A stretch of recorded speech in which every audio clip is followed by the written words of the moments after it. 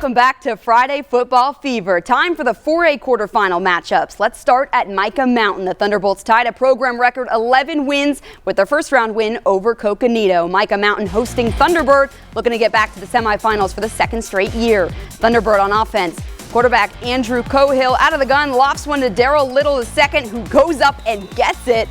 Later on, the Titans get to the half-yard line. 4th and goal, they go for it, and it pays off. Mica Mountain's defense protests, but the call stands. Thunderbird leads 7-zip. And the Thunderbolts respond right away, though. Quarterback Jaden Thorson hits Jimmy Leone in stride. Check out the stiff arm, my goodness. Takes this one all the way to the house. A 72-yard touchdown. Mica Mountain ties it up. Let's go to the second quarter. Micah tries a screen pass on 3rd down, but lineman Mason Fosu sniffs it out in the backfield. The Thunderbird couldn't stop Mica Mountain for long. Thorson lofts a beauty to Riley Carson. It's a 44-yard touchdown pass. Thunderbolt's passing game firing on all cylinders. They take a 14-7 lead. Mica Mountain wins this one 38-14. Pat Nugent's squad punches its ticket to the 4A semifinals. Walden Grove playing for its second ever playoff win after picking up its first last week. But the Red Wolves have a tough test against top seed Yuma Catholic. The Shamrocks lost to CDO in last year's 4A state title game. And just like Ollie, this one was a heavyweight clash with both defenses locking it down in the first. But in the second, Nash Ott on play action goes right up the seam to Tyler Spees, who's down around the 5. Couple of plays later, they give it to Benton Beck, who punches it in. Yuma Catholic strikes first, 7-0. First play of the next possession, the Red Wolves hand it off to Carlos Montoya Jr., and the big fella bursts into the open field. He goes all the way to the house for the touchdown, and we are all tied up at 7. 2 minutes to go in the half. Walden runs it again. The ball is free. It's scooped up by Sean Carter.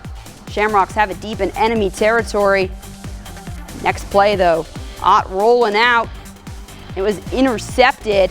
Following possession, Caleb Layton under pressure, and he is sacked.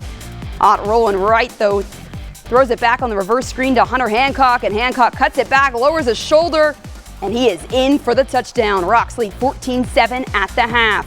Walden Grove falls to Yuma Catholic 28-13. So now the Shamrocks will host Mica Mountain for the spot in the state title game.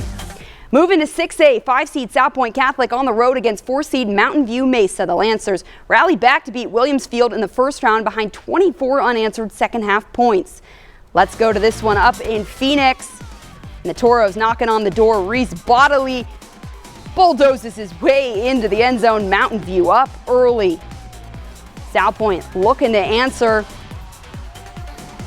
And it's dual threat quarterback Matthew Avalar scrambling, diving in for the 5-yard touchdown. Salpointe down 14-7.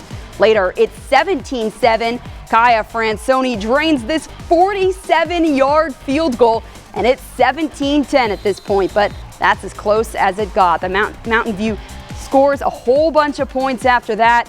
Salpointe blown out 41-10.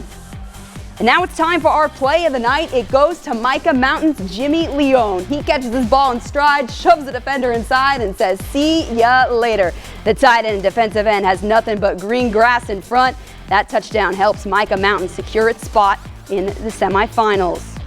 So the semifinals set for 4A, 5A, 6A, and the open divisions. Meanwhile, the 3A semis kick off tomorrow. 4-seed Pusch Ridge taking on top seed Ben Franklin. The Chargers are the only team to beat the Lions this year, 31-7 back in week 2. Head coach Kent Middleton told me he was proud of his team's fight in that game.